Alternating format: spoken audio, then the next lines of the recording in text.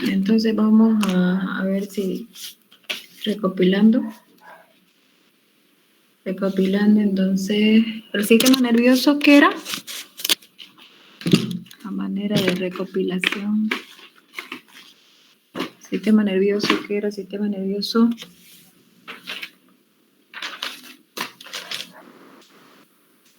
¿Qué era? Era un epitelio especializado, ¿no? ¿Por qué era especializado?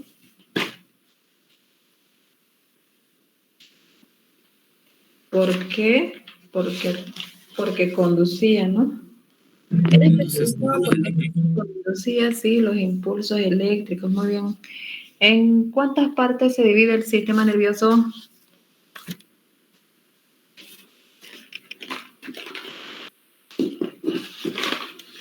En dos. ¿Cuáles eran? Sistema central y periférico. Muy bien, ya. Ahora, nuestro sistema nervioso,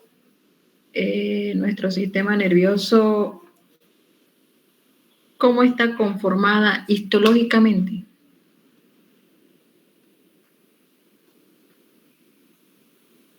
Por células, ¿no? ¿Cuáles son esas células que tiene el sistema nervioso? Las neuronas y las neuroglías.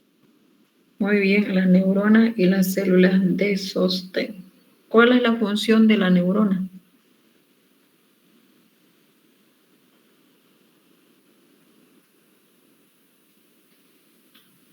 Transmitir los impulsos. Muy bien. Bueno, recepcionar y conducir el impulso eléctrico. ¿Y la de sostén?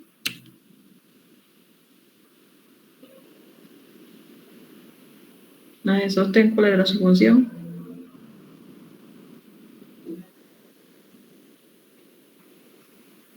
Además de sostener, aislar y proteger.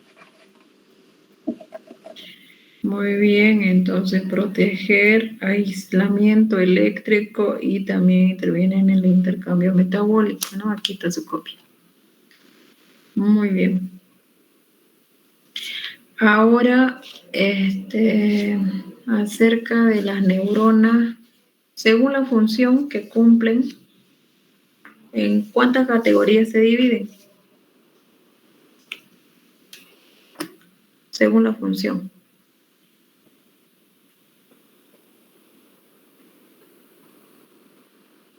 Sensitivas. ¿Qué más? Y motora.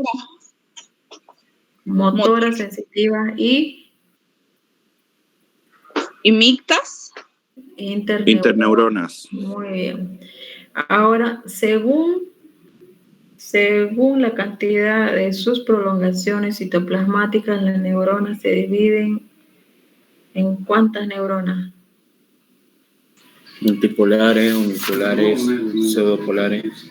Muy bien, ahí está, ¿no? Las pseudounipolares, bipolares, muy bien. Las multipolares eran formadas por más de dos dendritas y un axón. La bipolar estaba formada por un axón y una dendrita. Las unipolares por un axón, por una prolongación o axón. Estas son las terminaciones del axón y aquí tiene colaterales que son sus dendritas. Acá las pseudounipolares también porque tienen un axón, ¿no? Y ese axón se divide por acá en una dendrita y un axón. Las pseudounipolares. Ya, muy bien. Entonces, ¿qué forma tienen las neuronas motoras e interneuronas según la cantidad de prolongaciones? Son motoras, ¿no? Son motoras. Y las sensitivas son unipolares. son unipolares o pseudo-unipolares. Ya, muy bien. Ahora las partes, ¿no? ¿Cómo es el flujo o cuál es la dirección del flujo eléctrico? ¿Cuál es la dirección en las neuronas motoras, interneuronas y sensitivas? Por ejemplo, esta motora tiene una porción receptora y una porción conductora, ¿no? La receptora son las dendritas y el cuerpo. Y el axón es la porción conductora. Entonces, por aquí, el flujo va a venir por la dendrita o ya sean por el axón, son reseccionados por estas dos partes y luego se dirige hacia el axón conductora. Entonces, esa es la dirección del flujo en una motora y en una interneurona. Y en la sensitiva, ¿no? En la sensitiva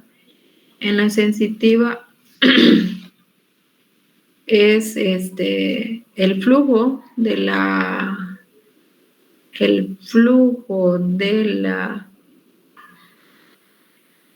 sensitiva, el flujo del corriente, la dirección del flujo eléctrico. Entonces esto de aquí, este es un cuerpo, el axón corto luego se divide, ¿no? En dos ramas. Esta rama de acá se llama esta se llama rama periférica, porque entra en contacto con el exterior. Esta de aquí se llama central, porque entra en contacto con el sistema nervioso central. Ahora, ¿cuáles son las porciones conductoras? ¿No? La porción conductora son las dos ramas, pero el flujo va a iniciar desde la porción periférica, hacia la central. Esa es la dirección del flujo.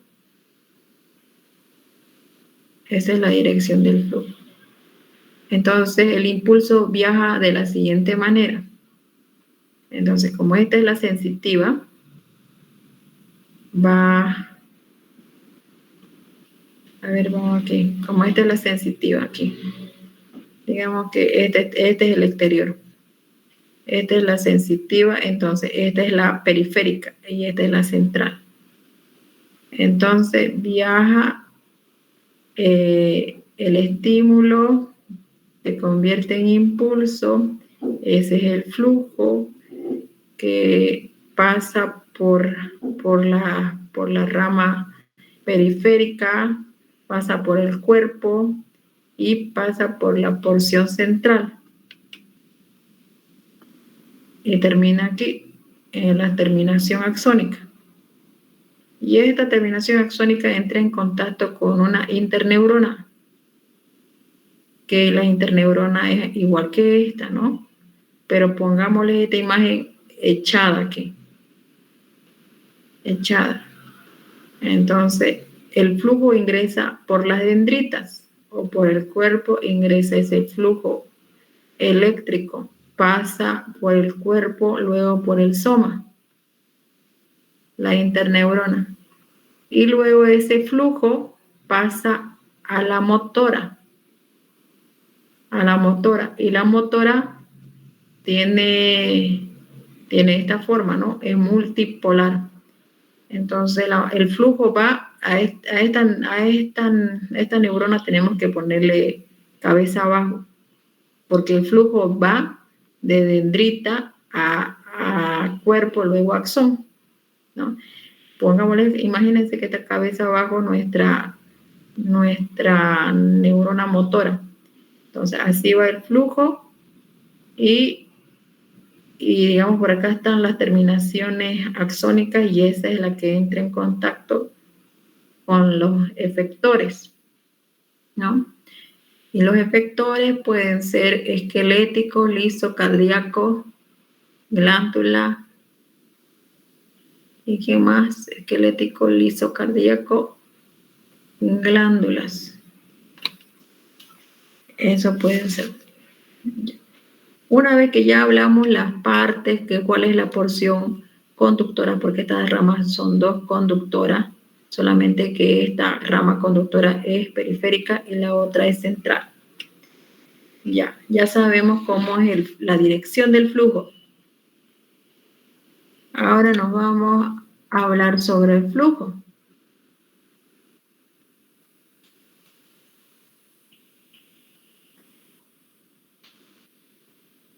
¿Se acuerdan cómo era el flujo?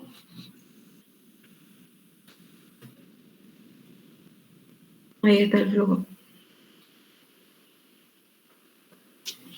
¿Cómo ingresa el flujo?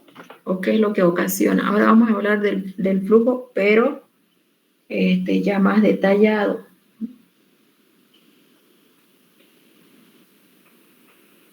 Cuando llega el impulso o el flujo eléctrico, ¿no?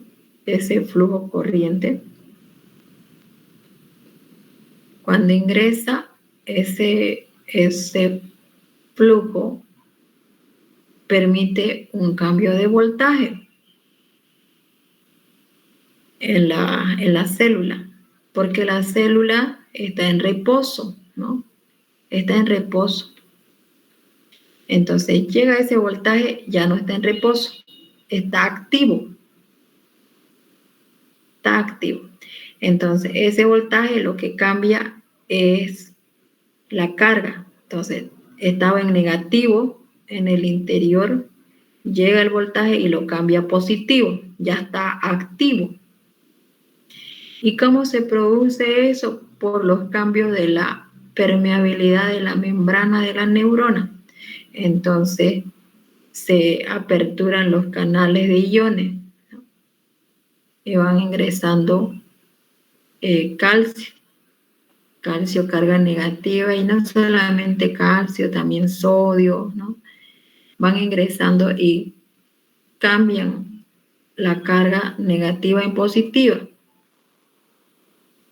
Y luego ese calcio lo que hace es movilizar las vesículas de transporte en el cual están los neurotransmisores que se formaron por la traducción del ARN mensajero, ¿no? Entonces, una vez que se tradujo, se forman los primeros aminoácidos y se encuentran esos primeros aminoácidos en las cisternas del rugoso. En ese lugar, ¿qué se hace? Se van ensamblando porque son moléculas pequeñas, se van conjugando con otras moléculas, se van ensamblando y así van a formar una molécula compleja. Y luego esa molécula culmina su formación en el aparato de Golgi. En el aparato de Golgi se almacena y se complementa, y luego esa molécula se desprende de los extremos del Golgi como vesícula, ¿no? Ahora, esa molécula tiene un nombre específico, que es un neurotransmisor. Entonces, ese neurotransmisor que está por acá dentro de la vesícula viaja a lo largo del sistema de transporte axónico. Entonces, aquí el segmento inicial del axón se llama cono axónico, porque se asemeja a un cono, ¿no? Por eso es cono axónico. Entonces, la base está en contacto con el cuerpo y el vértice está hacia la dirección de las terminales axónicas. Entonces, el neurotransmisor se va transportando a lo largo del sistema de transporte axónico hasta las terminaciones nerviosas. hasta las terminaciones axónicas.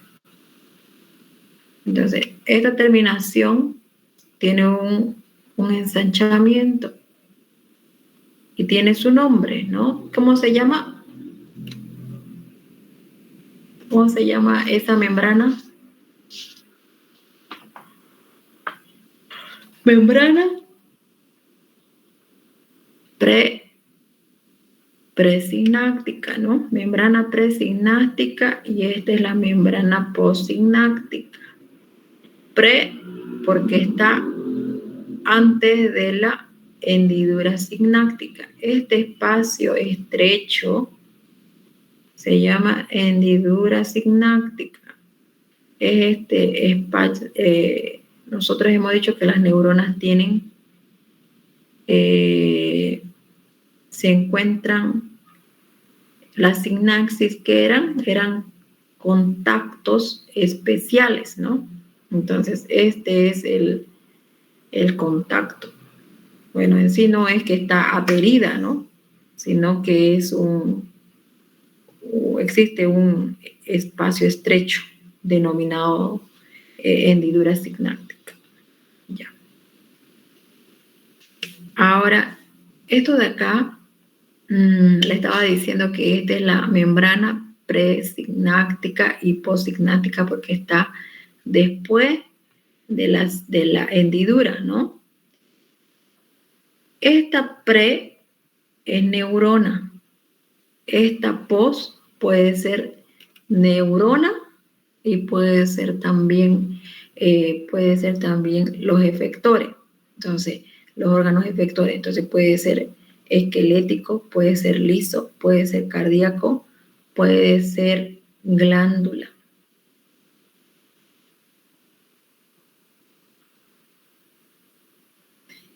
Ahora, de acá, esta vesícula se fusiona con la membrana plasmática y de la membrana plasmática se fusiona.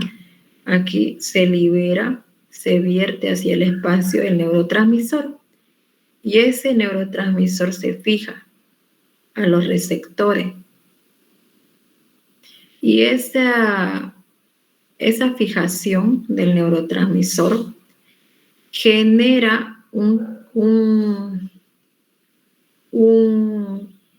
cambio de voltaje, ¿no? Esto genera un segundo impulso. Ese segundo impulso genera el cambio de voltaje. Entonces, como aquí se cambió el voltaje por el impulso eléctrico, ¿no? El impulso eléctrico acá, este es el primer impulso y el de acá abajo el segundo impulso. Este primer impulso, cuando llega, genera el cambio de voltaje. Profe, ahora aquí, consulta. ¿Cómo?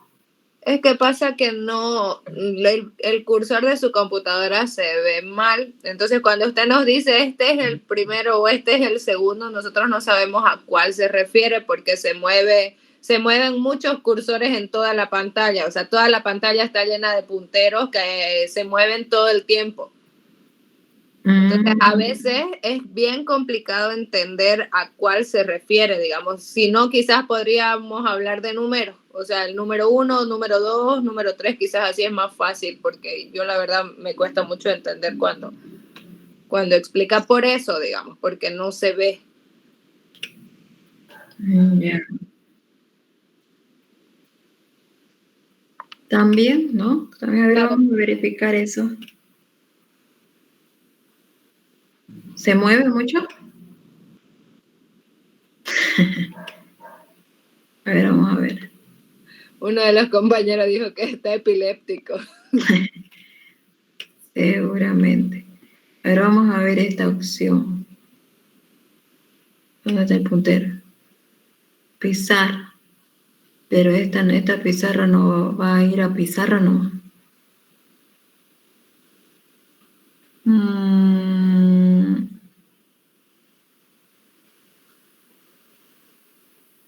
Aquí.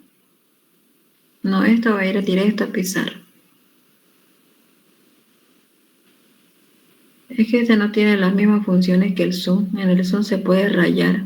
¿Y las diapositivas usted las tiene en PowerPoint? ¿Sí?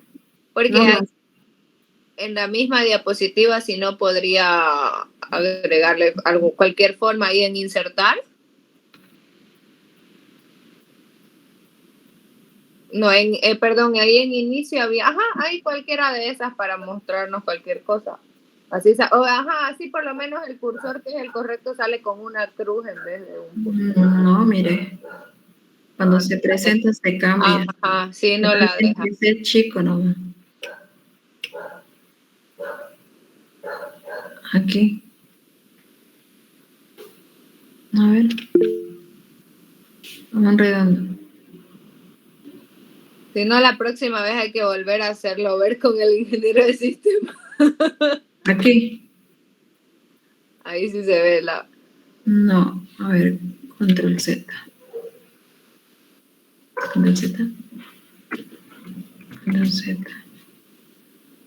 Ahora se mueve mucho mi Se mueve menos, pero aparecen 2. 3.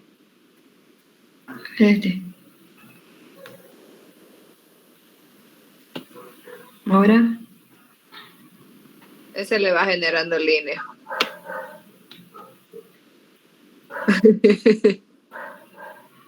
Bueno, entonces este 1, ¿ya? Ajá, así. El 1. Sí. Ya, entonces les estaba diciendo que este 1 que era, se llamaba membrana. El 1 es membrana presináptica. El que está aquí, digamos el 5, es la membrana postsináptica. Y la que está en el 4, pongámosle hendidura sináptica. Ahora les estaba diciendo cómo se produce el cambio de voltaje, ¿no? La llegada del primer impulso genera, no estoy moviendo mouse por si acaso, hablando, genera un primer impulso. Ese impulso está por acá, ¿no? Llega, genera el primer impulso, produce el cambio de voltaje de negativo a positivo y ingresa el flujo de calcio. El calcio lo que hace es movilizar la vesícula de transporte hasta esta terminal axónica que es ensanchada. ¿Lo ven? Axónica ensanchada, como un botón. Y luego esa membrana que envuelve esa porción terminal se llama membrana presináptica. Y la de abajo, la otra membrana, es membrana postsináptica. Esa membrana postsináptica, como les dije, puede ser neurona, puede ser lisa, puede ser cardíaca, puede ser esquelética, puede ser glándula. Y nuestra movilización de aquí, de las vesículas de transporte, lo que hace es migrar hasta llegar a la cara interna de la membrana plasmática donde se fusiona. Y cuando se fusiona por un proceso de exocitosis, se vierte el contenido en el espacio de la hendidura, ¿no? Llamada hendidura sináptica. Una vez que está ahí ese neurotransmisor, se fija a los receptores de la membrana postsináptica. ¿Esos receptores son los verdes? Sí, esos receptores son los verdes. Ahora, una vez que se une, eso genera un segundo impulso. Esa fijación genera un segundo impulso. Y ese impulso eléctrico lo que hace es cambiar de voltaje, porque el de arriba estaba en reposo, estaba en negativo, Llegó el impulso, lo cambió de negativo a positivo, es decir, que está activa. El de abajo también estaba en reposo, pero cuando ya se generó ese segundo impulso, se cambia el voltaje, entonces de reposo se pasa a activo, ¿no? De negativo a positivo. Ahora, también ingresa, como le dije, no solamente calcio, sino que también sodio, ¿no? Van ingresando iones con carga positiva como el sodio. Entonces va cambiando de voltaje, como les decía, esto estaba negativo y ahora va a ser positivo. Ahora, ese calcio que ingresa, ¿no? Viaja por el citoplasma de esta célula. Y en nuestro ejemplo les estaba comentando de la esquelética. Aquí. De la esquelética. Ahora, ese calcio migra, ¿no? Migra y se fija a la troponina C, que es parte del filamento fino. El filamento fino es esta línea rosada, delgada, rosada. El filamento grueso es esta otra línea lila, gruesa, filamento grueso. Entonces se fija aquí el calcio en la troponina C y eso permite el desplazamiento de los filamentos finos y gruesos. Y cuando se desplaza esos dos, lo que hace es acortar el sarcómero, acorta la longitud del sarcómero. Entonces, ¿cuál es el sarcómero?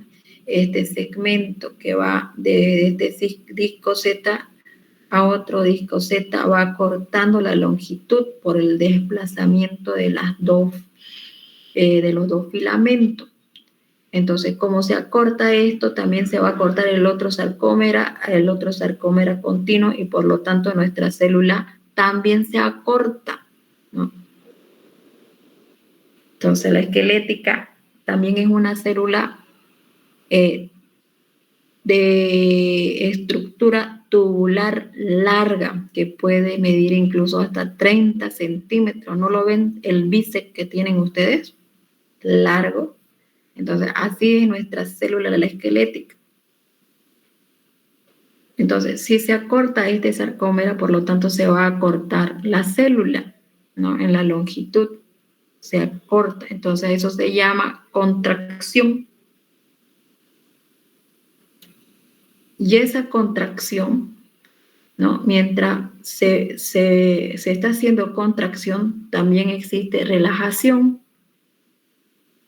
Entonces, mientras se va contrayendo esta región, se van relajando otros músculos de la otra región y así existe un movimiento coordinado para que se ejecute esta acción de ir a participar en una maratón.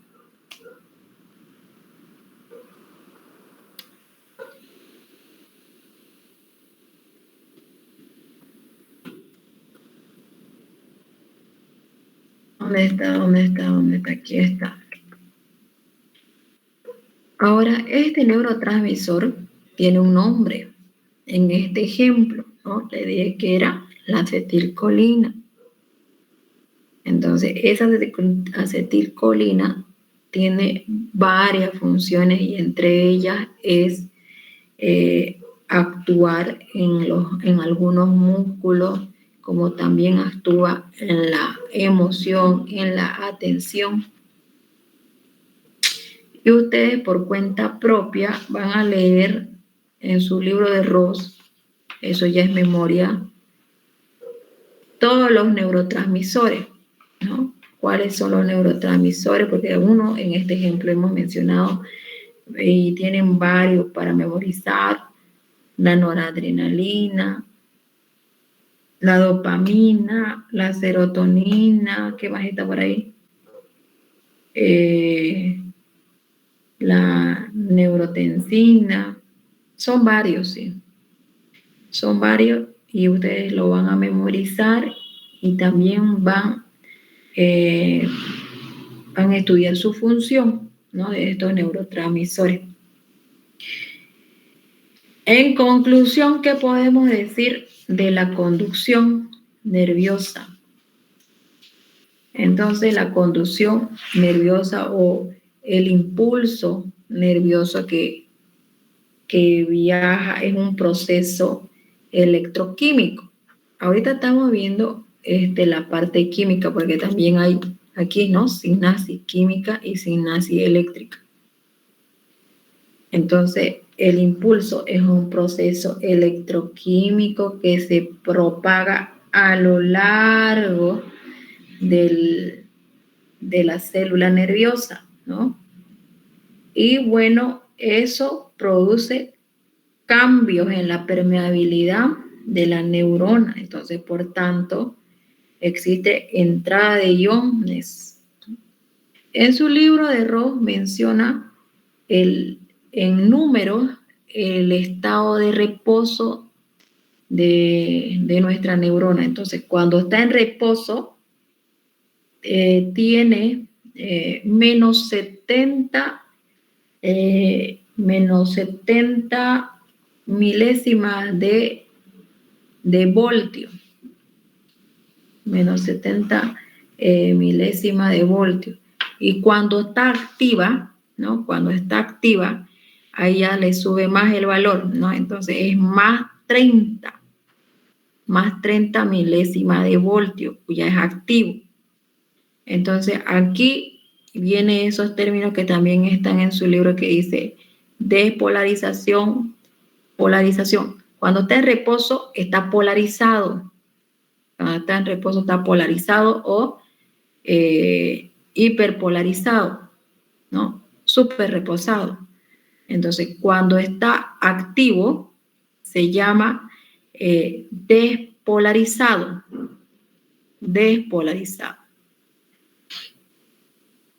Ahora, aquí, ¿qué más nos olvidamos de qué hablar? De la sinapsis excitatoria y de la sinapsis inhibitoria. ¿Cuándo es inhibitoria y cuándo es excitatoria? Y eso depende del neurotransmisor, ¿no? Eso depende mucho del neurotransmisor. Entonces, cuando nosotros decimos que la sinapsis es excitatoria, es cuando este neurotransmisor, ¿dónde está mi mouse? Aquí aparece.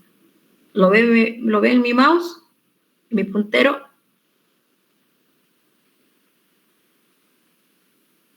Hola, hola. Se ve más de uno, doctora. Ya.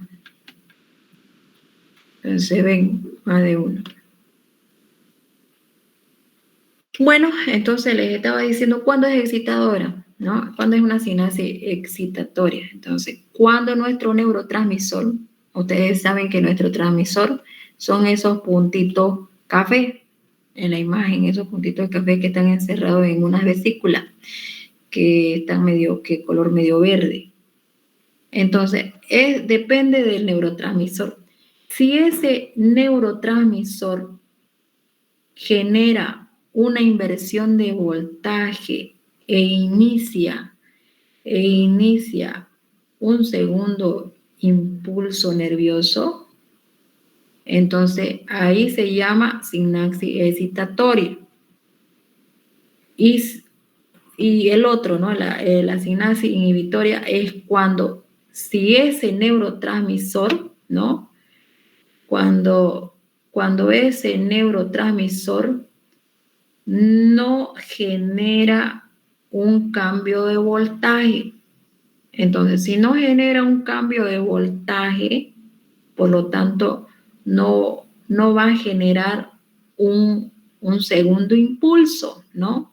No va a generar, o si genera, va a ser muy dificultoso que se genere ese segundo impulso. Entonces, ahí se dice que es sinapsis inhibitoria.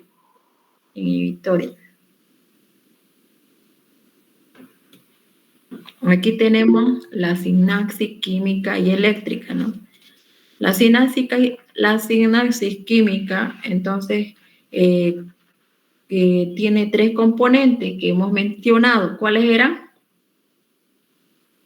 Aquí, por ejemplo, está la sinapsia que dice unión sináptica química. Y aquí ustedes en esta imagen ven 3 elementos. ¿Cuáles son esos 3 elementos en la sinapsis química?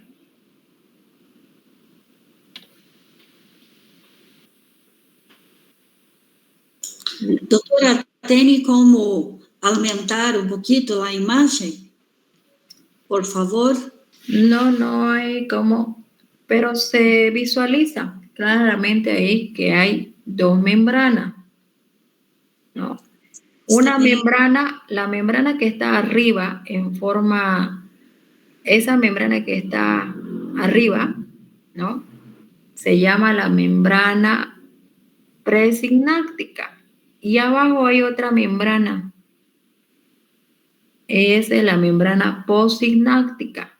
Y entre ambas membranas hay un espacio.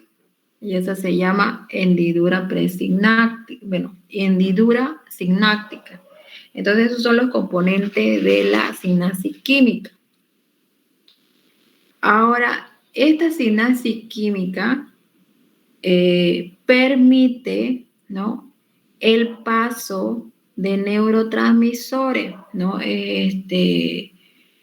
Como es, ya sea acetilcolina, dopamina, serotonina, encefalinas, todos esos transmisores.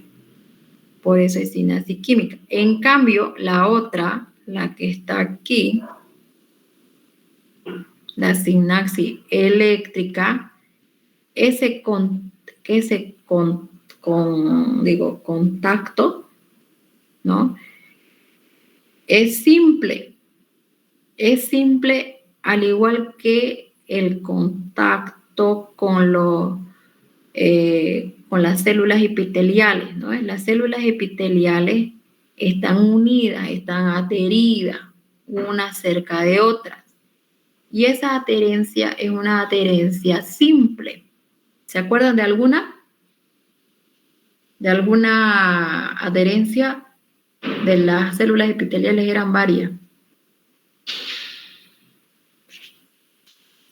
Era la mácula adherum, ¿no? El hemidesmosomas, esas eran las uniones, ¿no? Uniones especiales de los epitelios. Lo mismo pasa aquí en la sinapsis eléctrica, ¿no? Entonces, esos contactos son simples, muy diferente a la química, a la sinapsis química, ¿no? Esos contactos no son simples. ¿Por qué no son simples? Porque tienen componentes, ¿no?, que ya les acabé de mencionar, los 3 componentes, y porque permite el paso de neurotransmisores. En cambio, la sinapsis química es un contacto simple y dependiendo del lugar en el que se encuentren, ese contacto tiene nombre específico. Entonces, cuando está en músculo liso, se va a llamar nexo. Cuando está en el cardíaco, se va a llamar unión por hendidura. Y este contacto permite el paso de iones, ¿no? De iones. En cambio, el químico permite el paso de los neurotransmisores. Entonces, por eso es químico y eléctrica. Ahí entonces yo me volví a confundir, doctora. La sinapsis química permite el paso de neurotransmisores y la eléctrica el paso de iones. Sí. De la eléctrica no hemos visto nada más, ¿no ves? Nada más, porque es un contacto simple, como el que se produce en los epitelios, ¿no? No solamente de iones, también agua, pero eso ya es en hito 1.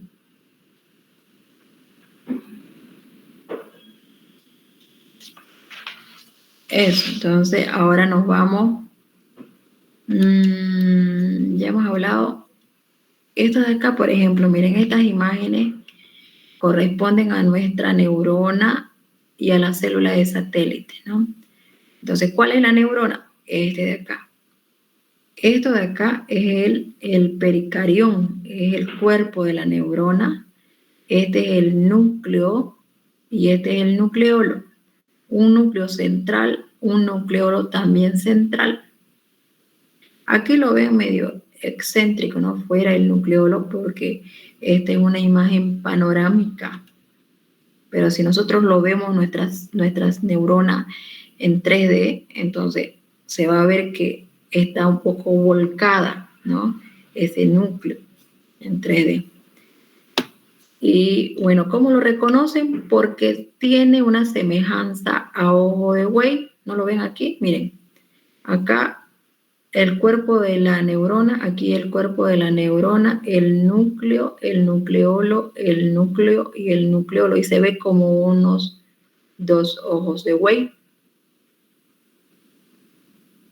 Y alrededor están las células de sostén, ¿no? Entonces aquí este es el núcleo de las células satélite. Aquí también el núcleo, estos de aquí son núcleo, este son lo que son el citoplasma de la célula de satélite, estos son los núcleos, núcleo y núcleo por aquí y núcleo por acá.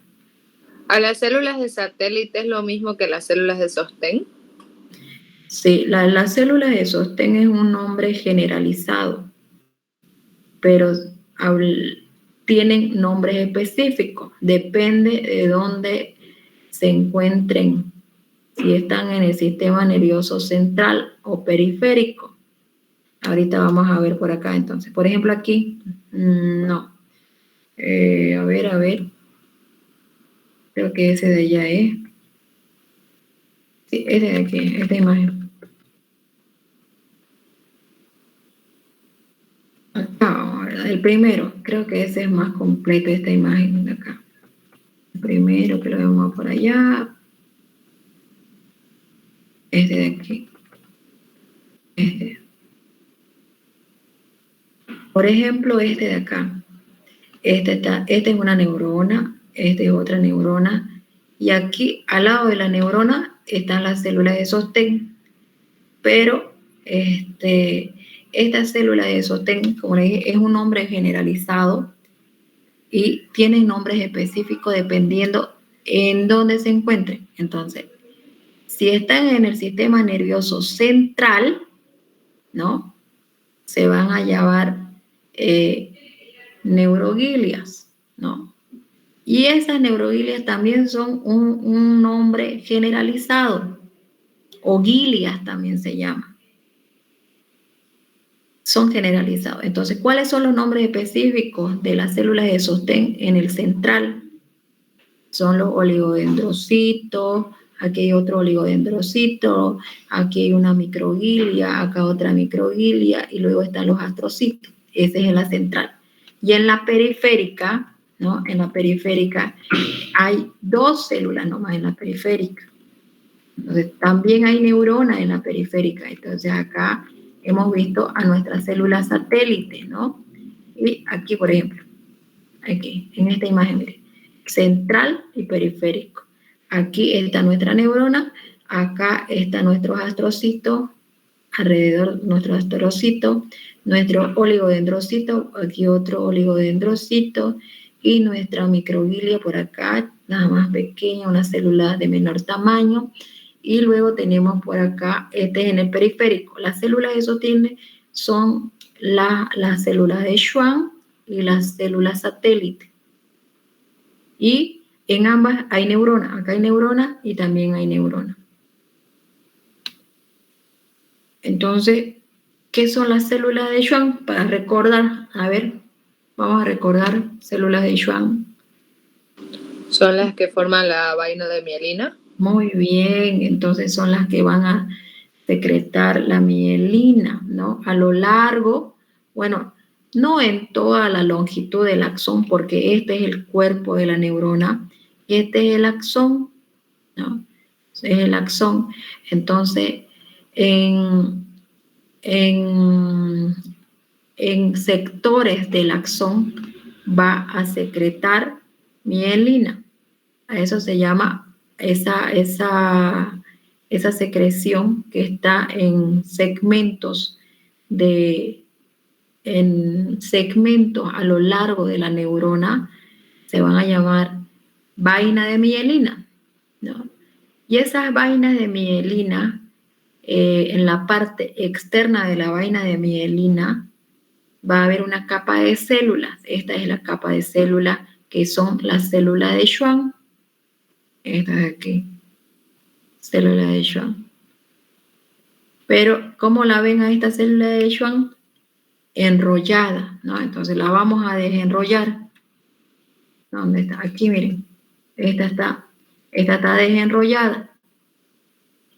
Pero en su desarrollo, en los inicios de su desarrollo de la célula de Schwann no es una célula enrollada, ¿no? Sino que es una célula ovalada nuestra célula de Schwann. Aquí vamos a ver, estoy buscando, no crean que es el ¿cómo se llama? Mi mouse que se alteró. No es, pero aquí por ejemplo, miren, aquí, esta de acá es nuestra célula de Schwann. Durante el proceso de su desarrollo y luego su diferenciación, y ahí ya completó su diferenciación y es una célula enrollada, ¿no? Ahora, esa célula enrollada dijimos que lo íbamos a desenrollar, ¿no? ¿Cómo se ve?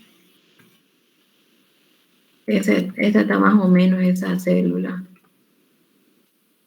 A ver, hay una que está bonita, esta de aquí es bonita. Esta, ¿no? Entonces, yo les decía que esa célula enrollada,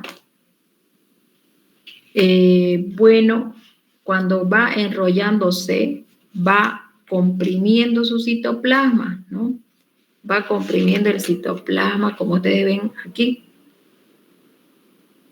Este de acá, lo que ven con rojo, se ve el rojo, es el axón.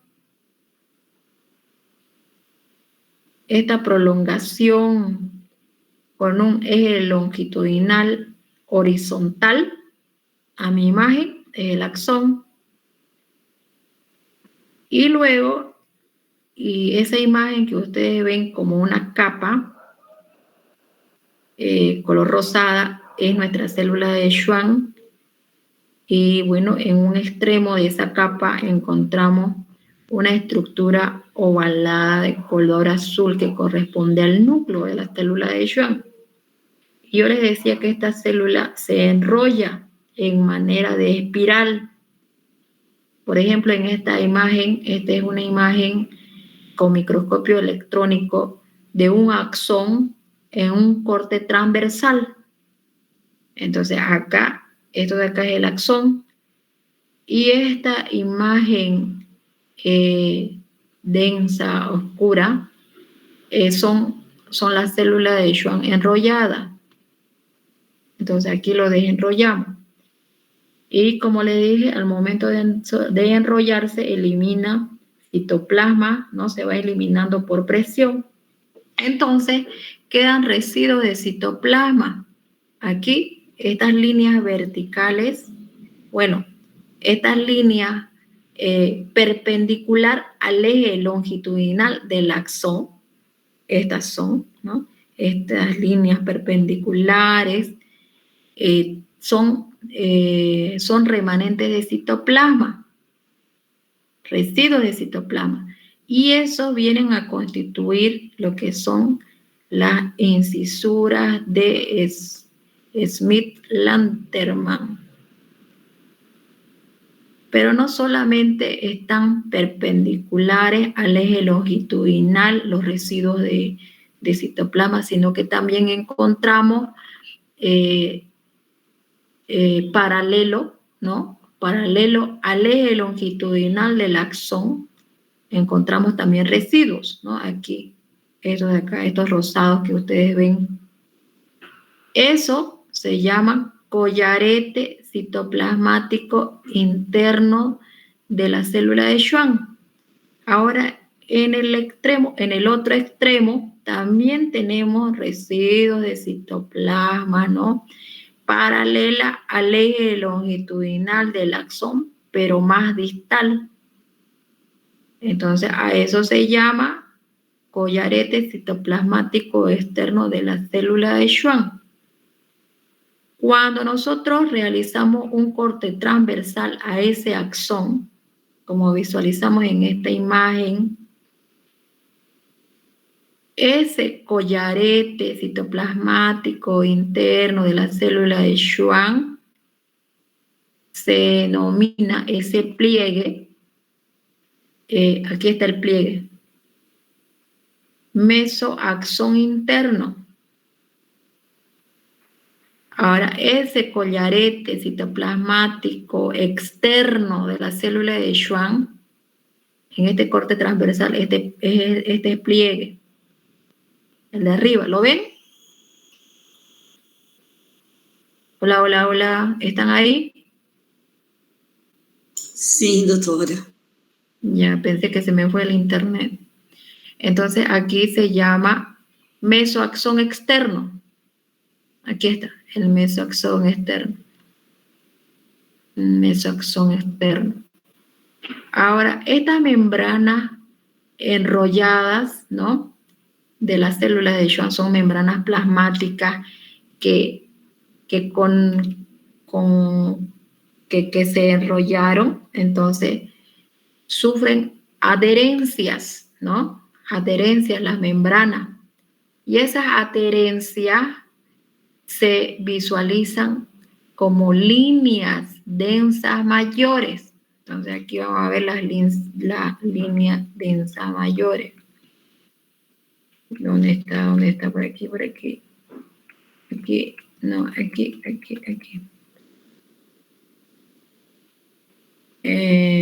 Aquí no se ve muy bien, pero a ver, esta de acá. Aquí, por ejemplo, en esta imagen, ustedes ven una línea oscura aquí alrededor. Es color negro. Esa es una línea densa mayor. Ahora, entre una línea densa mayor y otra línea densa mayor, que ustedes lo ven como una línea negra, entre esas dos líneas negras, entre esas dos líneas densas mayores, hay una línea más clara. Y esa se llama la línea intraperiódica, que es menos densa, por eso es clara. Y eso se visualiza en un corte longitudinal igual. Entonces acá, por ejemplo, tenemos el axón en un corte longitudinal y estas son las líneas. Aquí también ven una línea negra y otra línea más clarita. Y las negras son por la fusión de las membranas.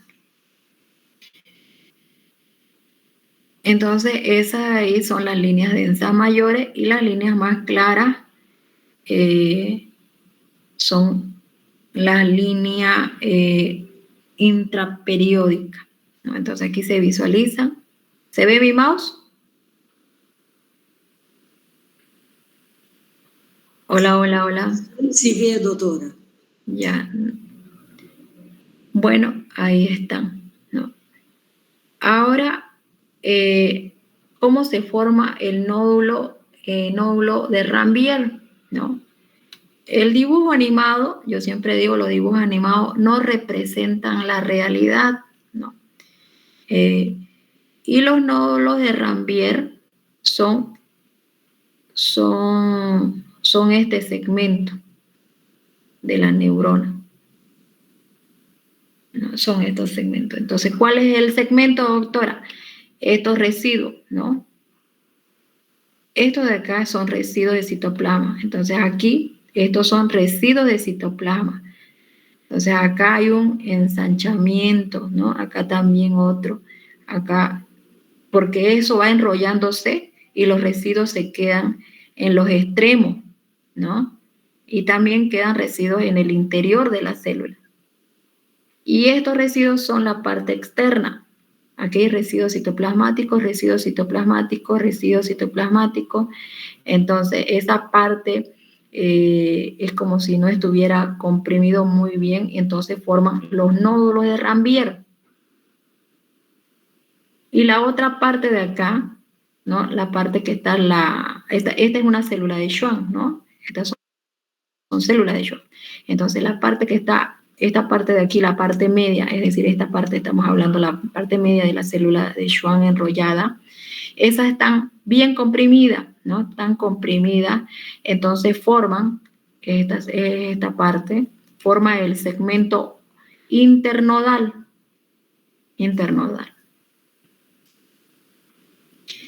Y eso se visualiza así, aquí por ejemplo. Esto de acá es el segmento internodal y esto de acá es el nódulo de Ranvier. Por eso, como le dije, los dibujos animados no representan la realidad, pero te orientan, ¿no? Entonces, que parece que no hubiera un nódulo, sí hay un nódulo. No es que esto pareciera como si fuera vacío, pero no es así. Entonces, es así, ¿no? Están cerca. Esta es una célula de Schwann al lado y aquí es otra célula de Schwann al lado. Y estos son los remanentes de citoplasma, ¿no? En las partes laterales de la célula de Schwann enrollada. Ya. Ahora ya hablamos de la célula de Schwann, ¿no? Ya hemos hablado de sus partes y ahora nos vamos a nuestro oligodendrocito. ¿Cuál era la característica del oligodendrocito que está en esta imagen? Miren, aquí está el oligodendrocito. ¿Qué hablábamos del oligodendrocito? ¿Qué era el oligodendrocito? Su función. ¿En qué interviene el oligodendrocito?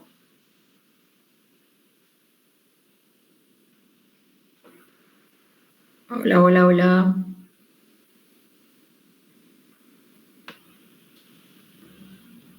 ¿Están ahí?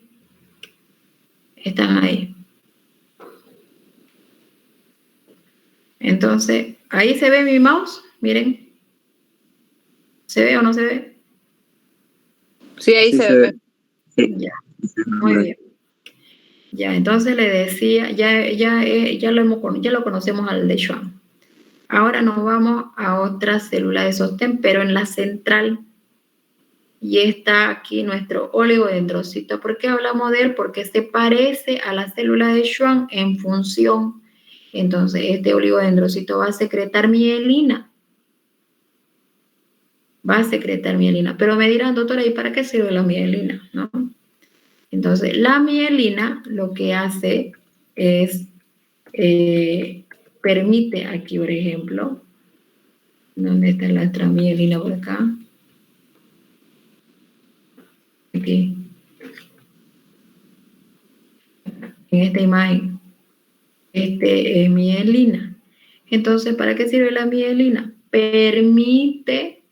Facilita el deslizamiento del flujo corriente o del impulso eléctrico. Eso hace la mielina. Entonces, acá en este segmento, este segmento corto se llama nódulo de Ranvier. Este nódulo carece de mielina. Entonces, acá este flujo va a ser lento, ¿no? Va a ser lento. Entonces, por eso, ¿no? Por eso dice que el flujo es un flujo saltatorio, ¿no? Saltatorio, porque viene aquí el flujo corriente, viene rápido, ¿no? Como no hay mielina, lo salta, ¿no? Y se va así. Y si no salta, pasa, pero lento, ¿no? Y eso se visualiza como un flujo saltatorio, ¿no? Y entonces así se ve, es una onda saltatoria del flujo. Si nosotros tuviéramos un axón que no tiene mielina, entonces ese flujo es continuo, pero continuo y lento. Continuo y lento.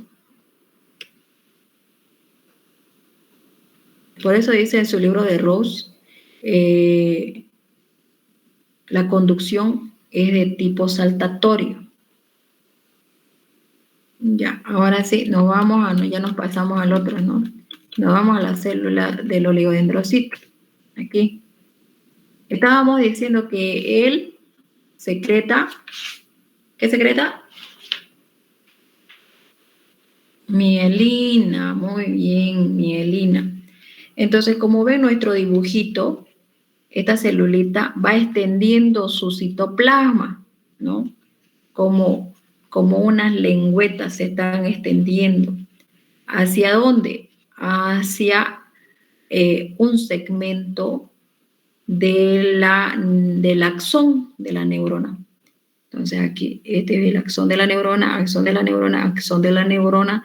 Entonces se va extendiendo su prolongación y esta prolongación va cubriendo, ¿no?, un segmento del axón. Y al igual que la célula de Schwann, esta célula también se enrolla. Se va enrollando también nuestra célula de Schwann. Se va enrollando. Entonces, cuando se produce ese enrollamiento, va formando el segmento internodal, ¿no? Va formando el segmento internodal. Y miren, este oligodendrocito, ¿no? Este oligodendrocito cubre, ¿no? Sus extensiones van cubriendo no solamente a un axón, sino va cubriendo a varios axones. Miren aquí, a 1, a 2, a 3. En cambio, la célula de Schwann solamente cubre a un axón. A un axón. Y una célula de Schwann va a formar un segmento internodal. Y varios segmentos en diferentes axones. Y nuestra célula del oligodendrocito se ubica también en forma de hilera al eje longitudinal del axón. O sea que aquí hay un oligodendrocito, otro oligodendrocito, por aquí otro oligodendrocito, paralelo al eje longitudinal del axón.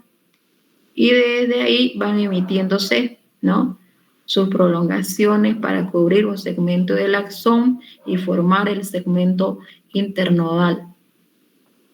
Ahora, la diferencia entre la Schwann y la oligodendrocito es el enrollamiento, el sentido del movimiento del enrollamiento, ¿no? El oligodendrocito tiene un movimiento centrífugo para afuera. Se va enrollando para afuera, para afuera, para afuera. En cambio, el de Schwann tiene un movimiento más centrípeto, para adentro, ¿no? Para adentro, para adentro, para adentro. Y el otro es para afuera, para afuera, para afuera. Así es el sentido del enrollamiento.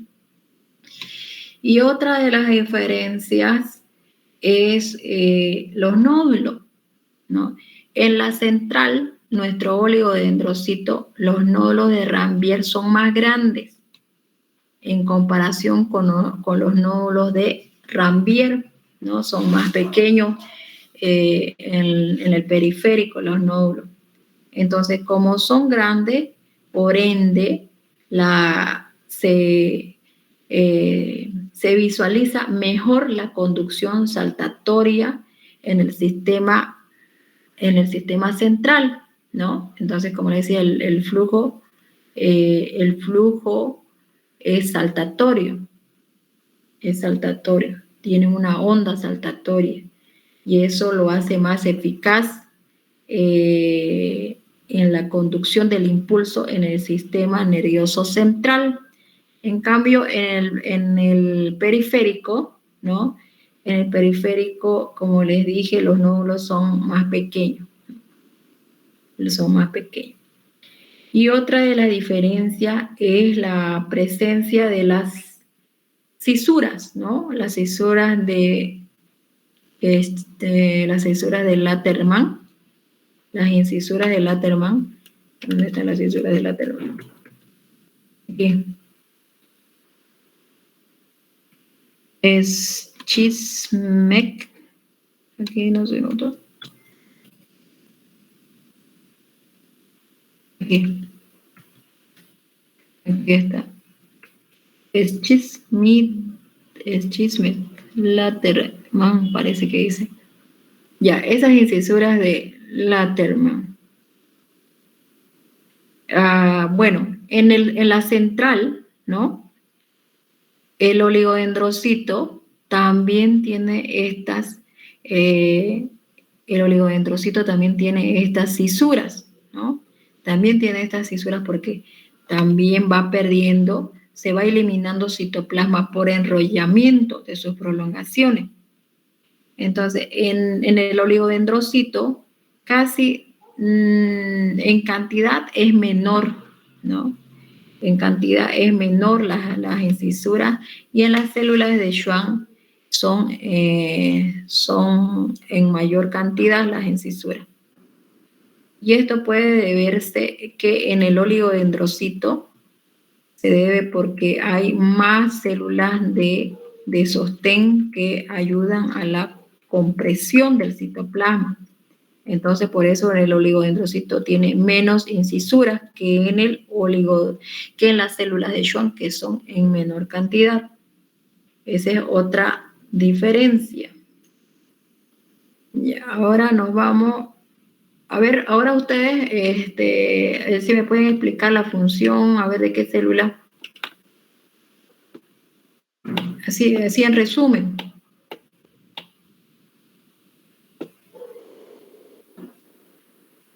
Disculpe, doctora, ¿qué dijo? ¿Resumen de la célula? Sí, ya hemos hablado, digamos, como memoria, como retroalimentación de lo que es la célula del oligodendrocito.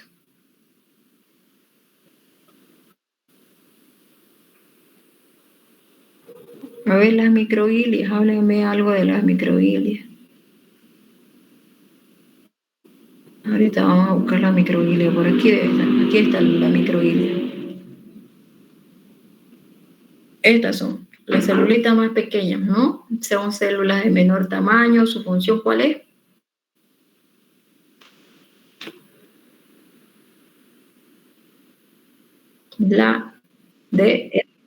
Muy bien, la de fagocitosis, ¿no? Son las que eliminan detritos, van eliminando restos celulares porque pertenecen al sistema fagocítico mononuclear. Muy bien. Ahora, los astrocitos. ¿Cuál es la función de los astrocitos? Por ejemplo, aquí en esta imagen, miren. En esta imagen vamos a ver. Aquí tenemos placas histológicas. Acá. Ahora sí, ahí podemos visualizar nuestras células de Schwann. Entonces, aquí está nuestra neurona, aquí está la célula de satélite. Miren, aquí el núcleo de la célula de satélite, el núcleo. Aquí también el núcleo. Y miren, aquí se visualiza todavía el citoplasma de la célula de satélite, que las células de satélite son células de sostén del periférico, pero estas no producen lo que es la mielina, ¿no? Sino que se hallan cubriendo el soma de la neurona, pero en la periferia. se encuentran. Y su función de la satélite es nada más de mantener el microambiente, como le digo, es un término generalizado cuando yo digo microambiente de las neuronas que se encuentran en el periférico, y también a ellas, ¿no? Para las células de satélite, como también para las células de Schwann. Entonces, esa es su función de las células de satélite, hablando en términos generales. Entonces, aquí también tenemos nervios. Acá, por ejemplo, aquí tenemos un oligodendrocito. No, este es un astrocito, ¿no? Esto de acá, el cuerpo del astrocito. Aquí sus prolongaciones del astrocito. Y este es un vaso sanguíneo. Aquí tenemos también un vaso sanguíneo, un capilar, porque estamos hablando a nivel celular, entonces este es un capilar. Estas son las prolongaciones de los astrocitos que terminan en un pie terminal que cubren todo lo que es la superficie del capilar. Entonces también estos astrocitos intervienen en la regulación o en el mantenimiento del microambiente, de las neuronas, también de las mismas células de sostén que son los astrocitos, las microglias, y bueno, pues para dar la vitalidad y viabilidad al tejido nervioso, ¿no? Recuerden que en el vaso sanguíneo posee metabolitos, proteínas, lípidos, azúcares, oxígeno para la célula, ¿no? Además de que también permite el paso de iones, ¿no? Entonces también en el vaso sanguíneo, en el interior del vaso sanguíneo sabemos que existe sodio, potasio, cloro, bicarbonato. En el espacio extracelular también encontramos iones, ¿no? En el espacio intracelular también encontramos iones. Entonces, a esas actividades, a esas actividades que acabo de mencionar se llama microambiente, ¿no? Entonces, estas células de los astrocitos permite eso, de mantener y regular el microambiente de la neurona y también de ellas mismas, ¿no? También de ellas mismas. Entonces, aquí también podemos visualizar nuestros astrocitos. Nuestros astrocitos. Acá miren también. Esta de acá, dendrita primaria, cuerpo de la neurona, núcleo de la neurona y nucleolo de la neurona. Y esta trama que ustedes ven, ¿no? Que parece como hilo, corresponde al neurópilo, se llama. Neurópilo. Y es nada más dendritas y axones. La interconexión de redes. Y después las otras células más pequeñas ya son las células de sostén, ¿no? Aquí núcleo de las células de sostén. Aquí en dibujo animado también acá tenemos la neurona, acá otra neurona, acá otra neurona. ¿Cómo sé que es neurona? Por la semejanza de ojo de buey, ¿no? Por ejemplo, miren, aquí vamos a delimitar el ojo, el núcleo, el cuerpo, el citoplasma, ¿no? El citoplasma, y aquí son los gránulos de Nils. Aquí también el núcleo, el nucleolo, y aquí está lo que es el límite de la neurona, y estos puntitos rojitos que ustedes ven, o café oscuro, puntitos café oscuro, corresponden a los gránulos. Aquí también es de otra neurona, pero aquí no se visualiza muy bien lo que es el núcleo, solamente están los gránulos. Como les dije, esta es una imagen panorámica. Si nosotros lo tuviéramos en 3D, vamos a volcar la imagen, de seguro encontramos ahí el núcleo. Ahí de igual manera igual, está el núcleo, el nucleolo, el cuerpo, el citoplasma, y dentro de sumergido del citoplasma, los gránulos, ¿no? Aquí también gránulos que se visualizan, no es que están en el espacio, sino que simplemente que no lo podemos ver en esta imagen, el núcleo, ¿no? Aquí no es que no tenga núcleo. Aquí también, miren, ahí está el núcleo y su nucleolo y la célula, y su gránulo. Y después los otros puntitos corresponden a los núcleos de las células de sostén, núcleos de células de sostén. Por ejemplo, miren aquí el astrocito, aquí otro astrocito, y aquí microglia, oligodendrocito, aquí están los oligodendrocitos, y acá está esa trama que les decía, ¿no? Que parece como hilo, neurópilo. Ese es lo mismo que hemos visto que el anterior, ¿no? Por ejemplo, tinción de hematoxilina y eosina, y es una tinción de Golgi, todo naranja, como parece. Y acá el nervio, ¿no? Por ejemplo, el nervio está formado, en esta imagen, por ejemplo, vemos nervio por acá, músculo estriado, nervio. El nervio también está envuelto con una cápsula, es cápsula de tejido conectivo, y acá tenemos músculo estriado. Entonces, el nervio está formado por lo que son los axones de la neurona, los nervios. Entonces, un nervio tiene un haz de fascículos de axones, ¿no? Pero antes de ir con los nervios, primero vamos a ver cómo se va formando un nervio, ¿no? Cuando nosotros decimos fibra nerviosa, lo designamos al axón. En su libro los menciona que puede interpretarse mal, ¿no? Porque tiene varios usos. Entonces, cuando se dice axón, cuando se dice fibra nerviosa, denominan al axón, o denominan al axón y su cubierta, o lo denominan al axón y a las dendritas, ¿no? Así le denominan. Pero en resumen, leyendo su libro, entonces la fibra nerviosa, ¿no?, se designa al axón de la neurona, la fibra nerviosa. Entonces aquí hay varios axones, ¿no? Y esos axones pueden ser axón de la motora, axón de la sensitiva o de ambas, ¿no? Entonces, ¿por qué? Porque hay nervios que tienen funciones motoras, funciones sensitivas, y hay nervios que solamente tienen, que tienen ambas, ¿no? Que son sensitivos y motores. Por ejemplo, un nervio que sea sensitivo, un ejemplo, ustedes que han avanzado anatomía,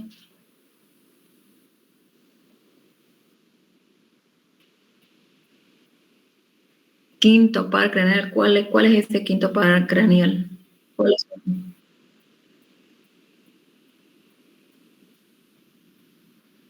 El trigémino, muy bien. ¿Ese qué es? ¿Sensitivo, motor o mixto?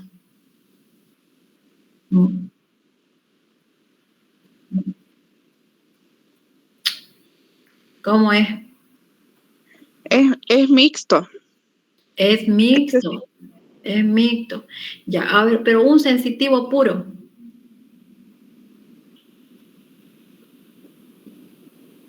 Olfatorio. Exactamente, el olfatorio, el óptico. Ahora, un motor exclusivo.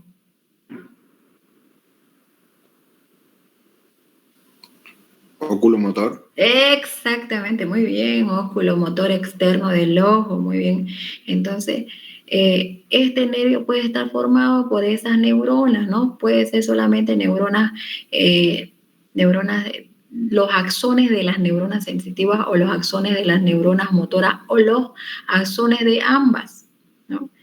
Entonces, ahí están los nervios, entonces así se van formando los nervios. Ahora, estos nervios están cubiertos por tejido conectivo, ¿no? Entonces acá tenemos, por ejemplo, el endoneuro, el epineuro, aquí faltó el perineuro. Entonces, la parte externa es epineuro, es tejido conectivo. Ese tejido conectivo se introduce al interior, va formando tabiques de tejido porque son, digamos que este corte longitudinal, ¿no? Este es un corte longitudinal del nervio. Pero si nosotros hacemos un corte transversal, digamos, imagínense este de aquí, este es un corte transversal, a ver, fibroblasto, célula de Schwann, fibra, sí, este.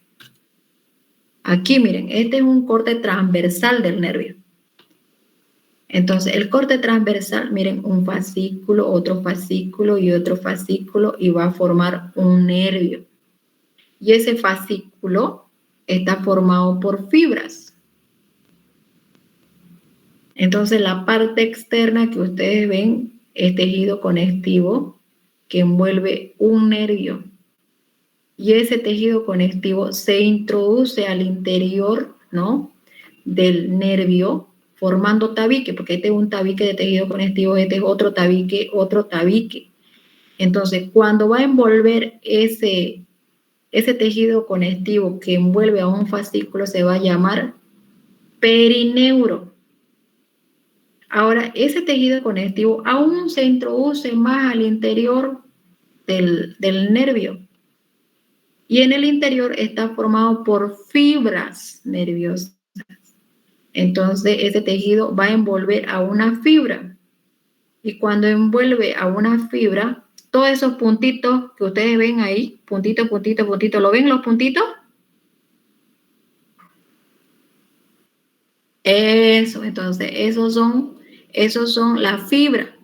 Entonces, este tejido conectivo se introduce todavía más al interior y va a envolver a una fibra. Entonces, ahí se va a llamar endoneuro.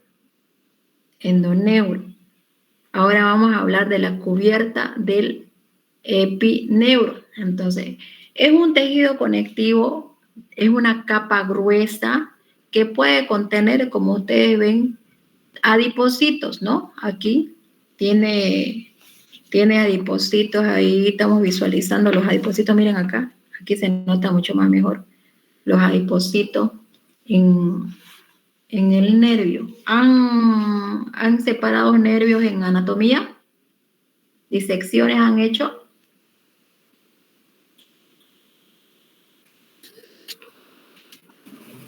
¿No? ¿O sí? No. Ya, bueno. Entonces, en esto, imaginariamente lo van a hacer ya. Entonces, como ven, el nervio sí tiene grasita, miren, ¿no? Tiene adipocitos. Entonces, les estaba diciendo que es un tejido conectivo, una capa de tejido conectivo grueso, denso, que contiene adipocitos, que contiene vasos sanguíneos, ¿no? Vasos sanguíneos. Y bueno, entonces esto va rodeando a un fascículo, ¿no? Que les estaba diciendo, a un fascículo. Entonces, ese fascículo que nosotros vemos aquí son 3 fascículos, que también está rodeado por tejido conectivo, por una capa de tejido conectivo, pero esta capa ya es, digamos, una capa intermedia, ¿no?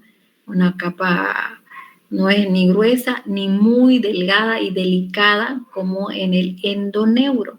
Entonces, es un tejido conectivo y este perineuro se caracteriza por la presencia de células contráctiles, ¿no? Entonces, hay células contráctiles, como son contráctiles, tienen en el citoplasma actina. Entonces, estas actúan como una barrera semipermeable, ¿no? Recuerden que son axones de neuronas.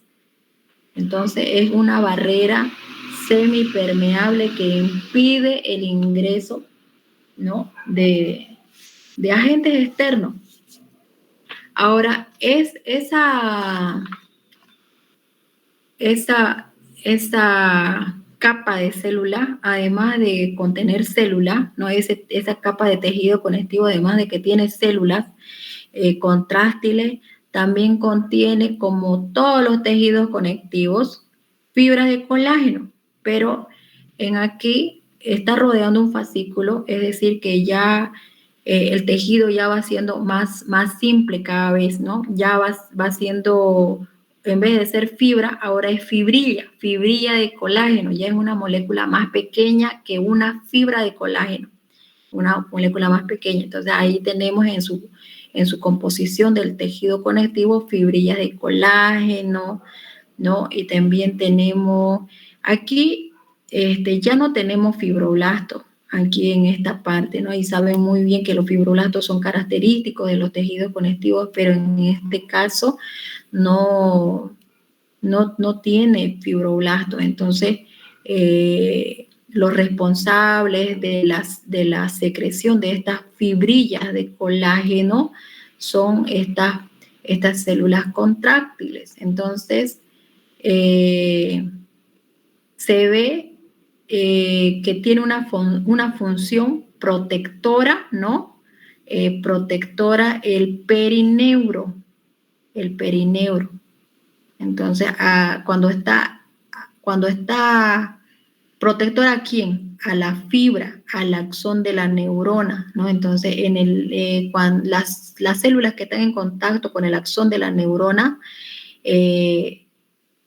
está, por ejemplo, uno del sistema inmunológico, está el mastocito, ¿no? El mastocito está ahí como célula del sistema inmunológico para la protección de las fibras del axón de las neuronas.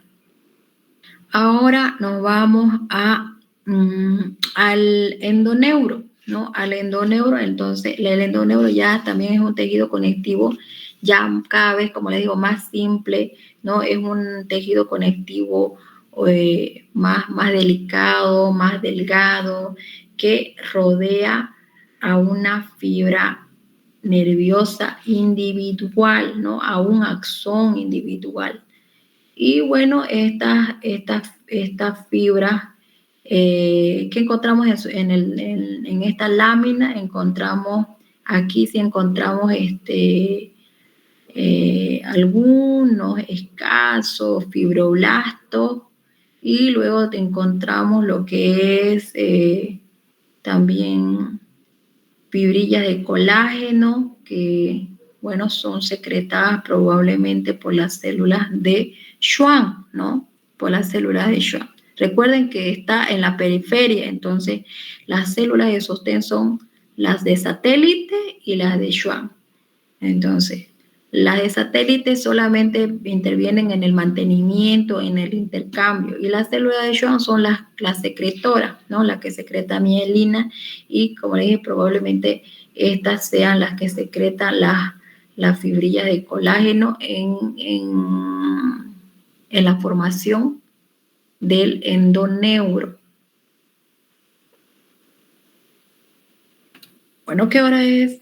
Aquí, por ejemplo, miren, esto es corte transversal de un nervio. Corte transversal de un nervio.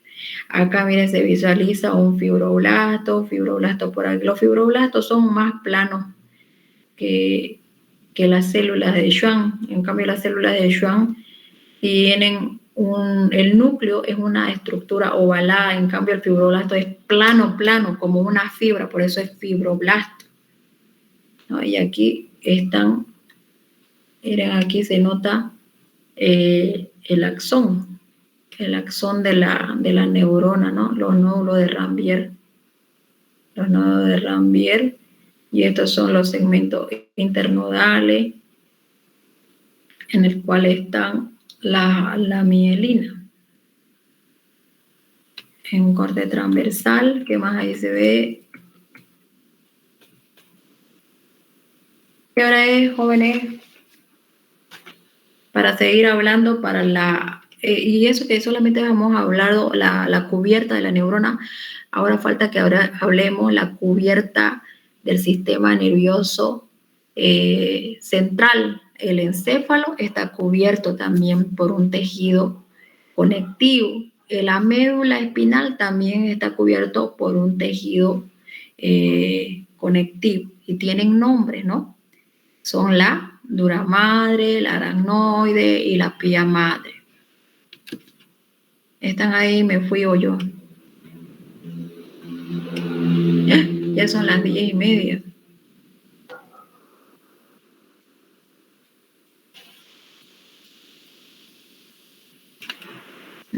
pues si fueran clases presenciales, nadie aguanta esta hora. Bueno, por mí hablaría toda la noche, pero ya me dio sueño. Ya me dio sueño. Bueno, doctora, ¿la próxima clase será presencial o no? Sí, eso voy a ver si ya están bien las aulas, porque la gran mayoría de mis aulas están en mantenimiento, están la gran mayoría. Yo dije, ¿para qué voy a ir a perder mi tiempo allá? Mejor avanzo y así no nos atrasamos. Eso me van a confirmar. Voy a ir el sábado. Esa es mi primera clase. Sí. Van a enviar el link para su compañera, por favor, si es que está despierta la administradora del grupo, para que le agreguen. Yo también, doctora, en mi primera clase también. Ya, entonces, ahora vamos a ver, esperen un momentito, vamos a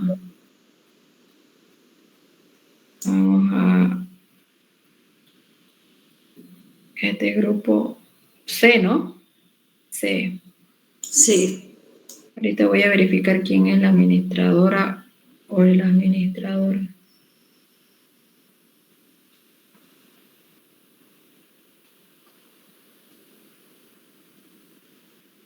Doctora, ¿la lista lo anotamos nosotros en la carpeta o lo va a pasar ahora?